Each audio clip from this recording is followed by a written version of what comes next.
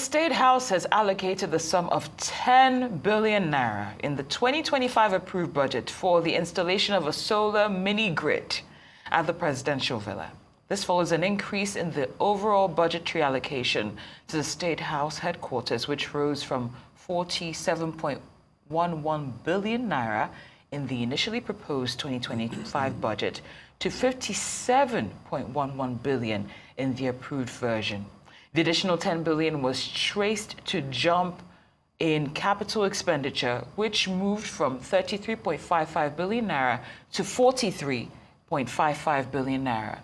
A breakdown of the new capital items reveals that the increase was solely due to the planned solar project titled Solarization of the Villa with Solar Mini-Grid, with a full allocation of 10 billion naira. A Rise News analyst, Sobowale, joins us now to discuss the so-called solarization of Nigeria's seat of power, even at a time that government-owned institutions are accused of being the most indebted to power-holding companies of Nigeria, and what this particular decision says about the state of Nigeria's public electricity supply system. Mr. Sobowale, good afternoon. Many thanks for joining us here on Newsday. I remember the campaign promise. When I'll take a quote, when our president said, electricity will become more accessible and affordable to businesses and homes alike. Power generation should nearly double with transmission and distribution networks improved. We'll encourage states to develop local sources as well. That has not come to fruition, and now we're looking at the solarization. Where do we go from here? Generous enough to say it's campaign promise. Yes. See, people don't always keep campaign promises. But you know, on a more serious note, the state of our electricity supply system is parlous, very poor. And it's as if Nigerians have learned to live without electricity from the national grid. I'm surprised the State House is just doing that now, because it will be very bad for us as a nation if the State House backs off, or when there's a state visit for one person or the other, the president is having a meeting and there's a power situation. It has happened in the National Assembly before, so it's not as if it is strange. But I think this is just this acquisition of solar panel is just being realistic, you get me, to cope. And it is as if the presidency is learning from the way long-suffering Nigerians have been adapting. You see, if you go to any of our markets, you see small generators making noise, polluting the atmosphere. But for that, those small generators, these traders will be out of work. So they have learned to live without power from our discos or for our generating and distribution companies. So I don't blame government for looking for alternative source of energy so that its business is not paralyzed. And government must function regardless of how bad the cost of living is for Nigerians. Government must, because without government, there will be no law and order. There will be no safety, there will be no security, even though we are bothered by the state of insecurity.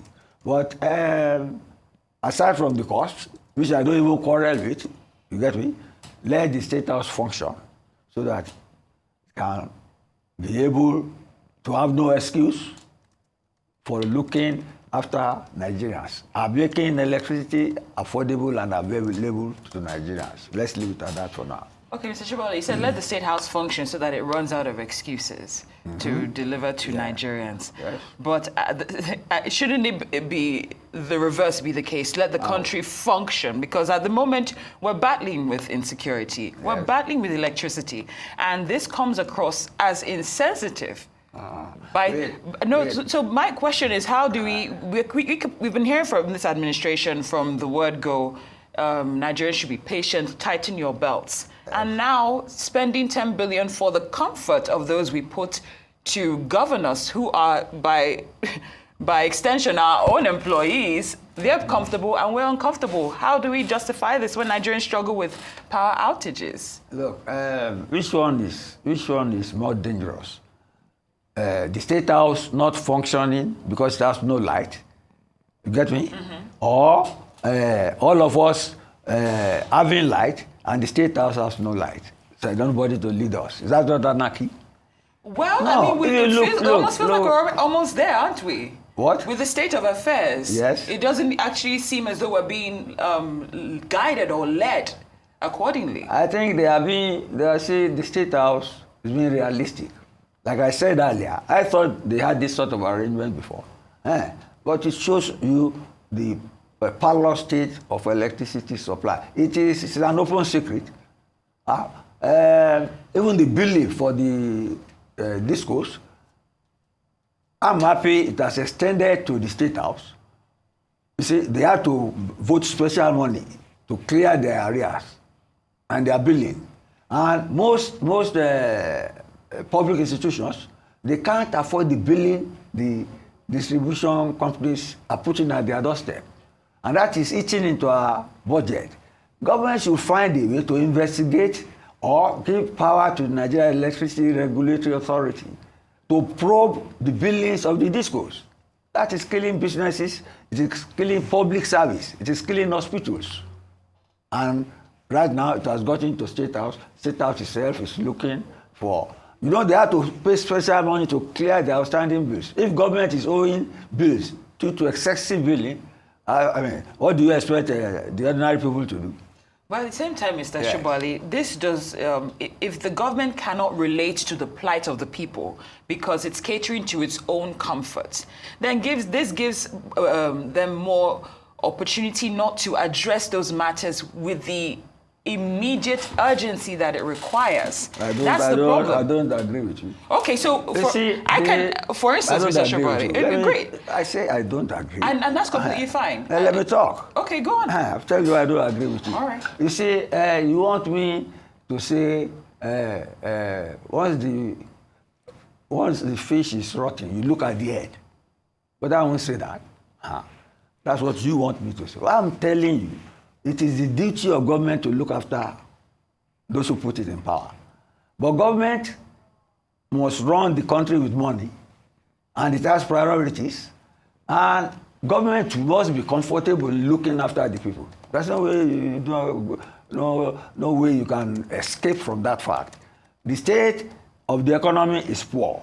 Affordability of food is a problem.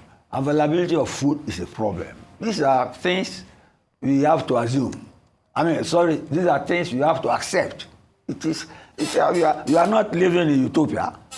The economy is in literal stagnation. That's a matter of fact.